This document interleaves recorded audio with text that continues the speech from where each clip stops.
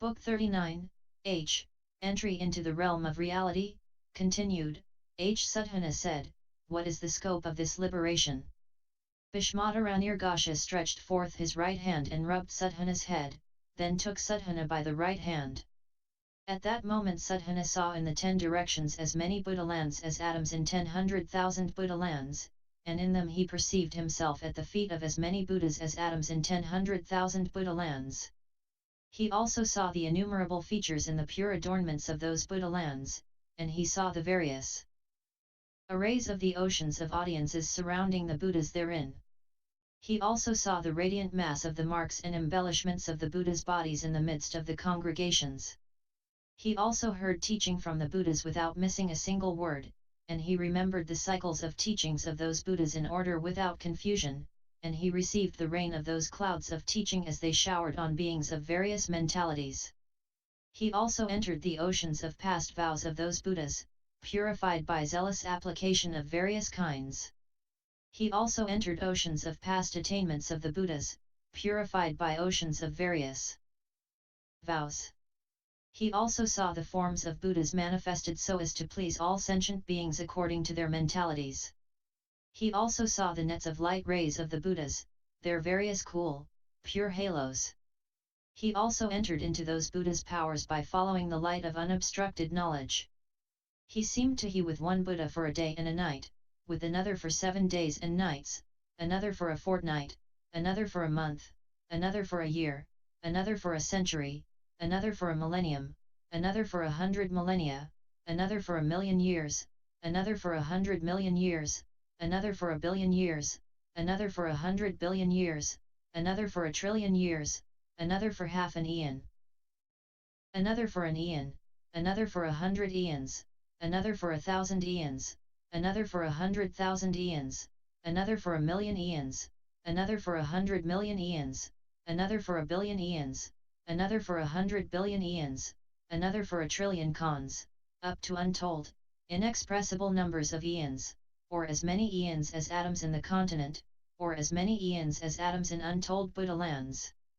Thus did he perceive himself with the Buddhas, illumined by the light of knowledge of the liberation unsurpassed banner, imbued with the light of the concentration filled with sun-like radiance, reaching absorption in liberation of endless knowledge.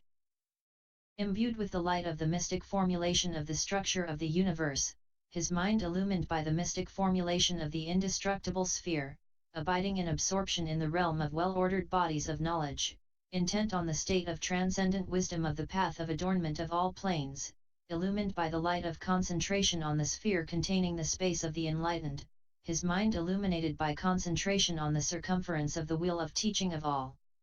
Buddhas, imbued with the light of absorption in the inexhaustible sphere of jewels of knowledge of past, present, and future. Then the seer let go of Sadhana, who found himself once again standing before the seer Bhishmadevanirgasha. The seer said, "Do you remember?" Sadhana said, "I remember, noble one, by the empowerment of the spiritual benefactor." Bhishmadevanirgasha said, "I know this enlightening liberation known as the unsurpassed invincible banner, but how can I know the practice, or tell the virtues, or accurately express the excellence of vows, or know the structure of the lands, or plunge into the sphere of knowledge, or enter into the realm of concentration, or attain the mystic powers, or attain to the freedom of liberation, or take up the various physical manifestations, or reveal the purity of voice, or show the light of knowledge of the enlightening beings who have attained absorption in the mystic knowledge supreme among all creatures, who are masters of all wheels of time, who are skilled in achievement of the knowledge of the characteristics of Buddhas, who are supernal manifestations of the incarnation of the Buddhas, who have comprehended the knowledge of all objects of past, present, and future as of one characteristic, whose bodies are distributed throughout all worlds, who are embodiments of knowledge in which all realms of reality are revealed, who appear to all sentient beings according to their inclinations, who benefit sentient beings according to their ways of thought and action, who glow with a brightness that illumines everywhere, who have purified the sphere of pure, vast, radiant knowledge. Go south to a land called Ishana, where there lives a priest named Jayashmayadana. Go ask him how an enlightening being is to learn and apply the practice of enlightening beings. Then Sadhana, pleased, uplifted, transported, overjoyed, happy, paid respects to the seer Bhishmadevanirgasha and departed, looking back at him again and again. Jayashmayatana then, illumined by the light of knowledge of the enlightening liberation unsurpassed banner, directly witnessing the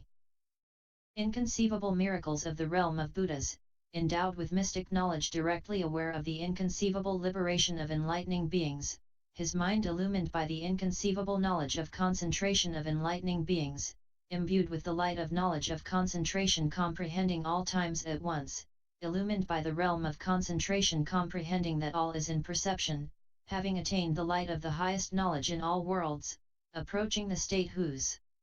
scope reaches everywhere in past, present, and future, intent on the knowledge showing non-dual equality in differentiation, with the light of knowledge extending to all objects, with skillfulness rich in zeal for the purification of tolerance in the face of people's beliefs, having attained the light of certain knowledge of acceptance of things in terms of their inherent nature, his mind constantly involved in enlightening beings' practice of mystic knowledge reaching everywhere, which is meditation on inherent nature, his mind progressing rapidly and irreversibly toward omniscience, illumined by the lightning of knowledge to the 10 powers, his mind tirelessly seeking the sound of the reality realm, determined to enter the realm of omniscience, intent on accomplishing the infinite array of practices of enlightening beings and purifying the infinite sphere of great vows of enlightening beings, his mind directed toward endlessly ongoing knowledge of the infinite network of all worlds, his mind not shrinking from guiding infinite beings to complete development, beholding the infinite sphere of practice of enlightening beings, seeing the variety of conditions in infinite worlds, seeing the variety of differentiations of infinite worlds, seeing infinite worlds within microcosms and macrocosms, seeing the variety of the webs of perceptions and conceptions on which infinite worlds are based, seeing the variety of conventional terminology in infinite worlds, seeing the variety of interests of infinite beings, seeing the variety of differentiations of infinite beings, seeing the following of developmental teachings of infinite beings, seeing the variety in perceptions of place and time of infinite beings, Sadhana, his attention on spiritual benefactors, gradually made his way to the priest Jayashmayatana in the land of Ishana. At that time the priest was practicing an ascetic exercise of enduring fierce heat, with his mind on omniscience. On 4 sides were huge bonfires like mountains ablaze. Rising above appeared a great mountain precipice, a razor-edge path. Sadhana went up, paid his respects to the priest, and said, "Noble one, I have set my mind on supreme perfect enlightenment, but I do not know how an enlightening being is to learn and carry out the practice of enlightening beings. I hear you give enlightening beings instruction, please tell me how to learn and carry out the practice of enlightening beings." The priest said, "Climb this razor-edge path mountain and jump from there into the fire, thus will your enlightening practice be purified." At that point Sadhana thought, it is hard to avoid the situations that are inopportune for enlightenment, it is hard to get to be human, it is hard to remove error and doubt about the right opportunity, it is hard to find a Buddha in the world, it is hard to have all one's faculties in order, it is hard to get to hear the truth, it is hard to meet people of truth, it is hard to find genuine spiritual benefactors, it is hard to get genuine guidance and instruction, it is hard to live right in the human world, it is hard to carry out truth in all respects. Might this not be a demon, or someone possessed by a demon, or a cohort of the devil, or an imitation spiritual teacher, or a false enlightening being, who has undertaken to impede my roots of goodness, who is out to destroy my life? Does he not want to prevent me from reaching omniscience? Does he not want to lead me on a wrong path? Does he not want to prevent me from attaining Buddhahood? While he was involved in these thoughts, 10,000 Brahma gods appeared in the sky and said to him, "Do not get fixed on such thoughts. This sage has attained the light of the concentration of adamantine flame. He has unrelenting energy and has begun the great undertaking of salvation. He has set out to end the emotional attachments of all sentient beings. He is striving to dissolve the webs of all views. He is determined to burn up the deadwood of all afflictions and their actions. He is working to shed light in the wilderness of all kinds of knowledge that is not conducive to enlightenment. He is resolved upon eliminating all beings' fears of old age and death. He is intent on dispersing the darkness of past, present, and future. He has undertaken to shine beams of light of all truths. As he mortifies himself with 4 fires under the blazing sun, even the Brahma gods, who think themselves creators and lords and supreme beings, and are engrossed in various views, do not take pleasure in their own states because of the light given off by this priest's peerless practice of heat austerity. Not enjoying the pleasure of meditation, they come to the priest, and he overwhelms them by mystic power, and through fierce austerity teaches them to get rid of all their views and destroy all pride and arrogance. He also teaches them so that they may suffuse all worlds with great love and compassion, make their will for enlightenment firm, enlarge their determination for enlightenment, turn to the vision of all Buddhas, fully receive the voice of the Buddhas, and hear the voice of Buddhas everywhere without resistance or obstruction. 10,000 demons also stood in the sky, showered celestial jewels, and said, "The light emitted from the flames used by this priest in his heat mortification obscures our abodes, our ornaments, and our paraphernalia." Terrified, we and our cohorts go to the priest, who teaches in such a way that, coming to ourselves and getting back our right minds, we aspire to enlightenment and become irreversible on the way to supreme perfect enlightenment. Also, 10,000 controlling gods, scattering celestial flowers, said, "While he is mortifying himself with 4 fires under the fiery sun, we find no pleasure in our own abodes. We and our cohorts go to him, and he teaches us so that we attain control of our own minds, control of afflictions, ability to be born in any state we wish, power to clear away obstructions caused by action, mastery of all concentrations, control of paraphernalia to purify our arrangements, and control conforming to our wishes." 10,000 gods of pleasant emanations also stood in the sky, presented sweet sounds of celestial music and song, and said, "The fire of the priest is producing such light that our palaces are glowing, being purified and becoming more radiant, and so are the decorations and nymphs here. We and our cohorts of godlings and nymphs no longer find pleasure in desires, and we do not enjoy sensual pleasures.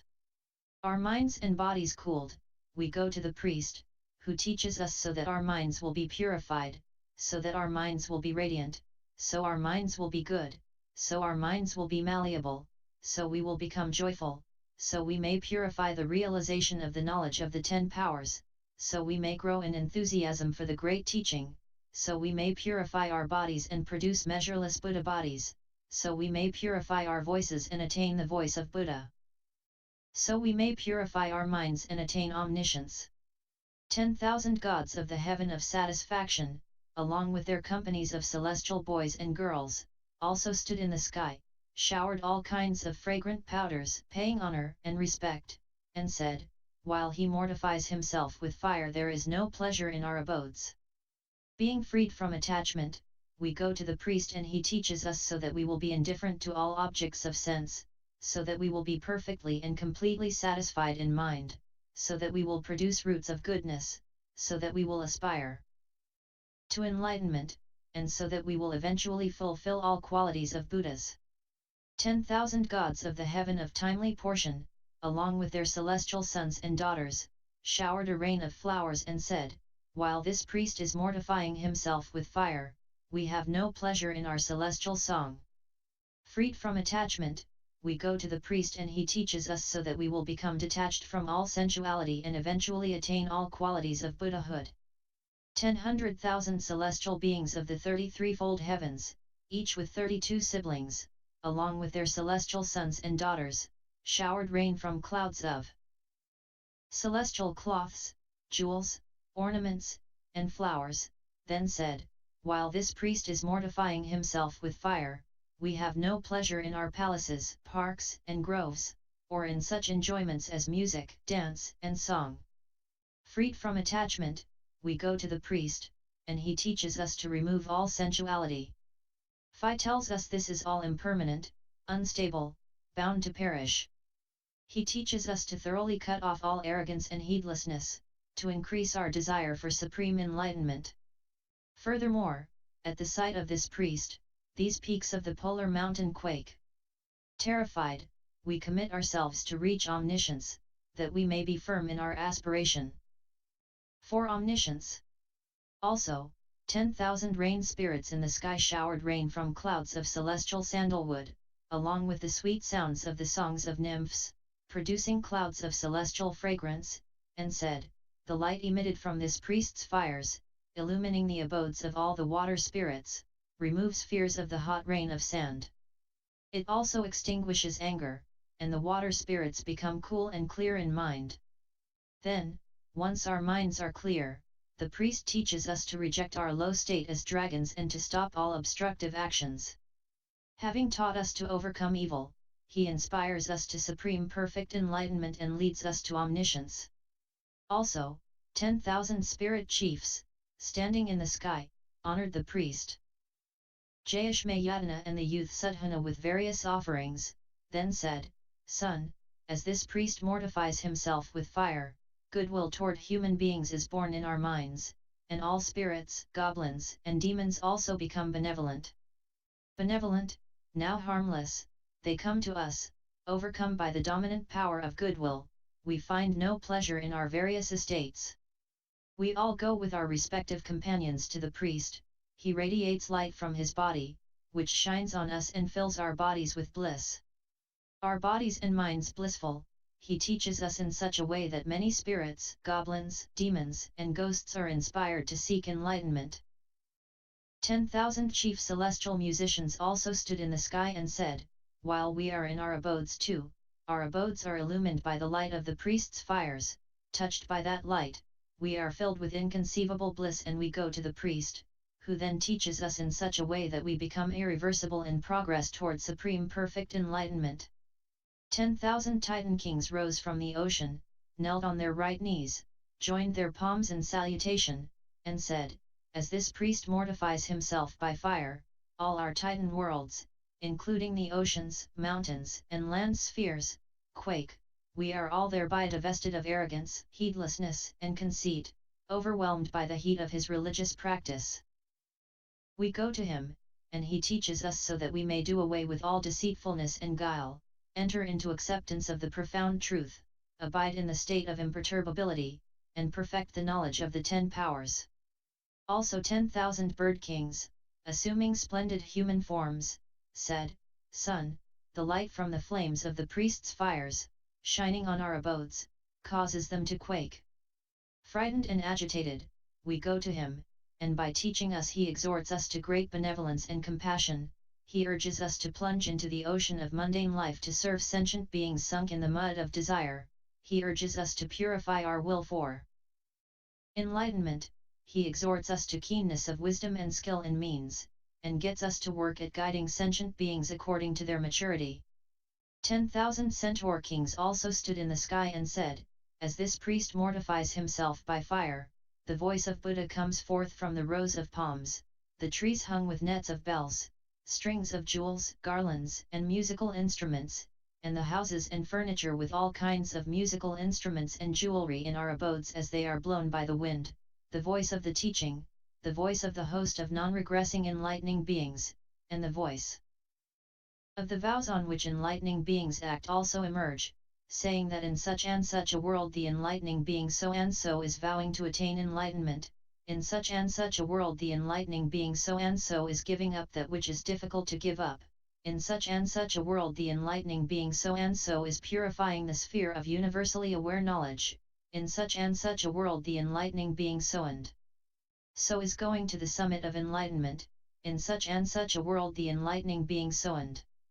so has conquered the demon hordes and is becoming supremely and perfectly enlightened, in such and such a world the Buddha so and so is turning the wheel of the teaching, in such a world the Buddha so and so has finished all the tasks of Buddhas and is passing away into absolute nirvana. There may be an end to the particles of every tree and plant, limb and leaf, on this continent, but there is no end to those names of the Buddhas and the vows of enlightening beings, the lofty points of departure of the conduct of enlightening beings, which are heard to sound from the rows of palms and all the musical instruments, jewelry, houses, and furniture in our abodes as they are blown by the wind, producing the voices of Buddha, the teaching, and enlightenment. Ecstatically joyful at the sound of the names of the Buddhas and the community of enlightening beings and the vows and practices they proceed upon, we go to the priest, and he teaches us so that we and the many beings around us become irreversible in progress toward supreme perfect enlightenment. Innumerable gods of the realm of desire with magnificent appearances also stood in the sky, presented mental offerings, and said, as this priest mortifies himself with heat, his bonfires give off such light that it illumines all the hells all the way to the uninterrupted hell, and the pains of all the creatures in hell cease. He also is visible to us by the same light. We above him, our minds clarified, have been born in the heavens of the realm of desire we wished for. Grateful to him, never tired of seeing him, we give up all sensuality and go to him, and he teaches us in such way that innumerable sentient beings resolve to realize enlightenment. Then Sadhana, pleased, enraptured, transported, overjoyed, happy, having heard this teaching, considered the priest Jayashmayatana to be a true spiritual benefactor, and prostrated himself at the priest's feet and said, I confess my error, noble one, in not recognizing you as a spiritual benefactor. Thereupon the priest spoke a verse to Sadhana, an enlightening being who follows instructions has no doubts, his mind at one with the teachers. All benefits will be his, and they will be auspicious, sure of Buddha knowledge too, he awakens at the foot of the enlightenment tree. Then Sadhana climbed the path up the cliff of the mountain, a mass of razor edges, and threw himself into the fire. As he was falling he attained an enlightening concentration called well-established. On contact with the fire he attained an enlightening concentration called mystic knowledge of the bliss of tranquility. He said, how wonderful is the pleasant feeling of this fire and this razor-edge mountain. The priest said, I have attained the enlightening liberation in which one is not overcome. I know this liberation, but how can I know the practice or tell the virtues of the enlightening beings whose resolve is like rays of fiery energy, determined to end all beings' afflictions and views, who are eminent leaders who never turn back, whose hearts are never exhausted or overcome, whose minds are never depressed, whose spirits never cringe or cower, whose resolve is adamant, who are never dejected in carrying out their great undertakings, who never slacken in their efforts, who are like whirlwinds, who work for the benefit of all beings, whose vigor never recedes. Go south, to a city called Simhavahurmita, where there lives a girl named Maitrayani, daughter of the Raja Simhaketu. Go ask her how an enlightening being is to learn and carry out the practice of enlightening beings. Then Sadhana paid his respects and left the priest Jayashmayatana. Maitrayani then, with inconceivable respect for spiritual benefactors, the great zeal purified, ready for the great vehicle, seeking enlightened knowledge, absorbed in the way to enlightenment. Seeking association with spiritual friends, dwelling in the sphere of the teaching, approaching unhindered knowledge, certain of the supreme truth, intent on ultimate knowledge, realizing that past, present, and future are ultimately one instant, aware of ultimate non-duality like space, sure of the ultimacy of non-duality, dwelling in the ultimate non-differentiation of the reality realm, devoted to discipline whose goal is freedom from obstruction, intent on ultimate harmony in action, dwelling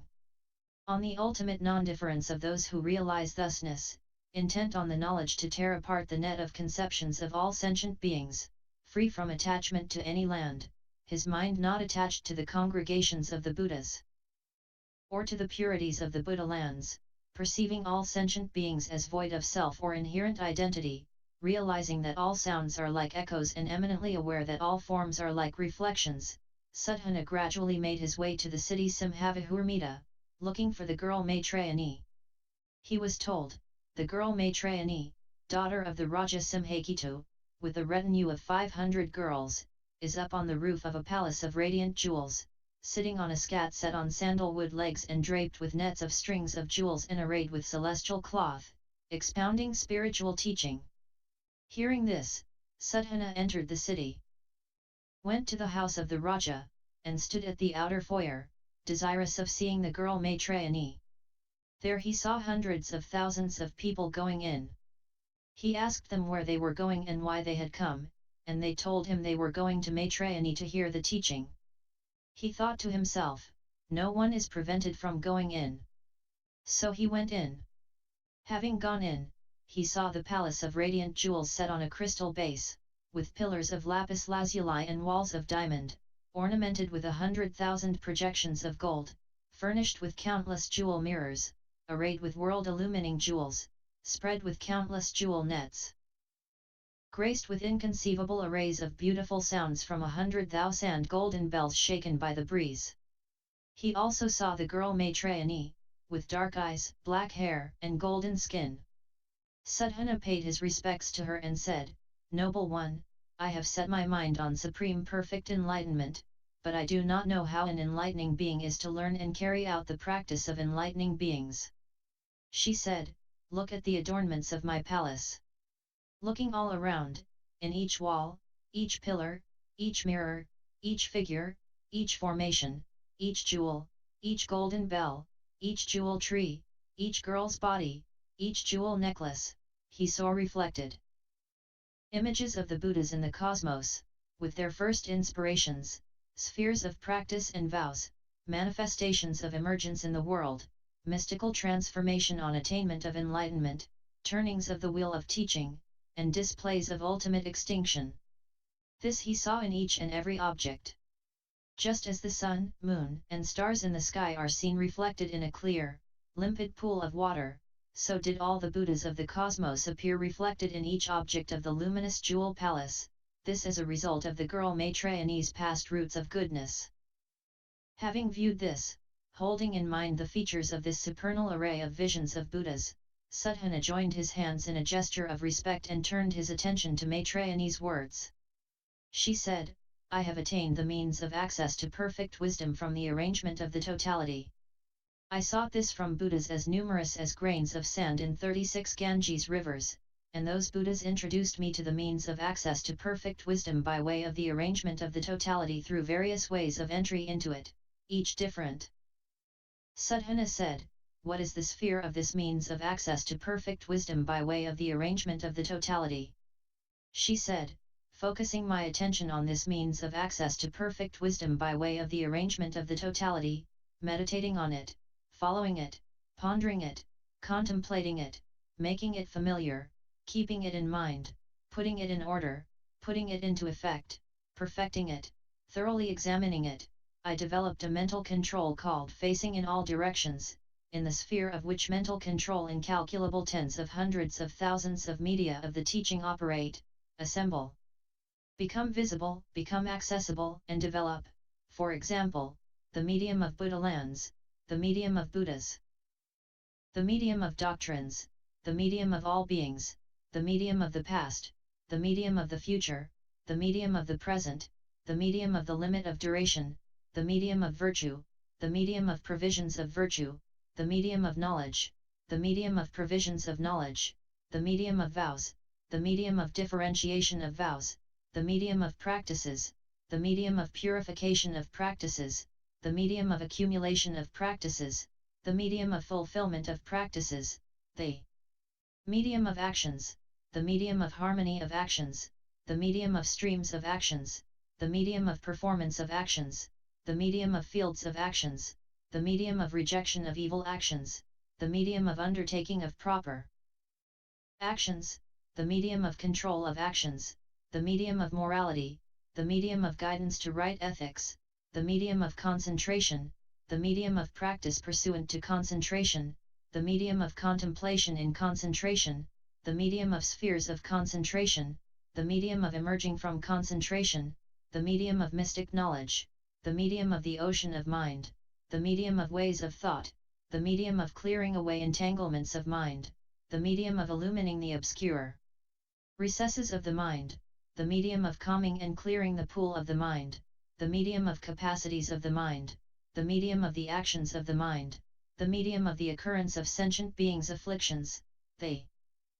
medium of defiling habit energies, the medium of the acting out of afflictions, the medium of interests, the medium of the conduct of sentient beings, the medium of the variety of conduct of sentient beings, the medium of the productions of the world, the medium of the inclinations of sentient beings, the medium of what is in the conceptions of sentient beings, the medium of places, the medium of the realms of phenomena, the medium of great compassion, the medium of great kindness, the medium of tranquility, the medium of speech, the medium of reason, the medium of attainments, the medium of distinctions, the medium of unity, the medium of ultimate non-attachment, the medium of totality, the medium of the principles of Buddhas, the medium of the principles of enlightening beings, the medium of the principles of disciples, the medium of the principles of individual illuminates, the medium of worldly principles, the medium of principles of formation of worlds, the medium of principles of disintegration of worlds, the medium of principles of the existence of worlds, the medium of purification of worlds, the medium of defilement of worlds, the medium of worlds with purity amid defilement, the medium of worlds with defilement amid purity, the medium of wholly defiled worlds, the medium of wholly pure worlds, the medium of levelness of worlds, the medium of inverted worlds, the medium of upside down worlds, the medium of entry into the network of the cosmos in which everything is interrelated, the medium of revolving of worlds, the medium of being based on thoughts, the medium of the microcosmic found in the macrocosmic, the medium of the macrocosmic in the microcosmic, the medium of vision of Buddhas, the medium of variety of embodiments of Buddhas, the medium of variety of auras of Buddhas, the medium of differences in the voices of Buddhas, the medium of the production of the wheels of teaching of Buddhas, the medium of the continuity of the wheels of teaching of Buddhas, the medium of expressions of the wheels of teaching of Buddhas, the medium of the turning of the wheels of teaching of Buddhas, the medium of embodiments of Buddhas, the medium of the audiences of Buddhas, the medium of the differences in audiences of Buddhas, the medium of entry into the oceans of audiences of Buddhas, the medium of illumination of the powers of Buddhas, the medium of concentrations of Buddhas, the medium of mystic emanations from the concentrations of Buddhas, the medium of the states of Buddhas, the medium of the magic powers of Buddhas, the medium of the projected forms of Buddhas, the medium of Buddha's knowledge of what is on the minds of others, the medium of spiritual transformations of Buddhas, the medium of abiding in the state of satisfaction, the medium of the works of Buddhas up to the manifestation of ultimate extinction, the medium of works for the benefit of infinite beings, the medium of the profound doctrine of emptiness, the medium of various doctrines, the medium of forms of the practices of enlightening beings, the medium of the forms of the production of the aspiration for enlightenment, the medium of the forms of provisions of the aspiration for enlightenment, the medium of the forms of vows, the medium of the forms of practices, the medium of the forms of mystic knowledge, the medium of the forms of emancipation, the medium of the forms of purification of mental control, the medium of the forms of purification of the sphere of knowledge, the medium of the forms of purification of wisdom, the medium of the infinite forms of enlightenment, the medium of forms of purification of mindfulness. Continued, I.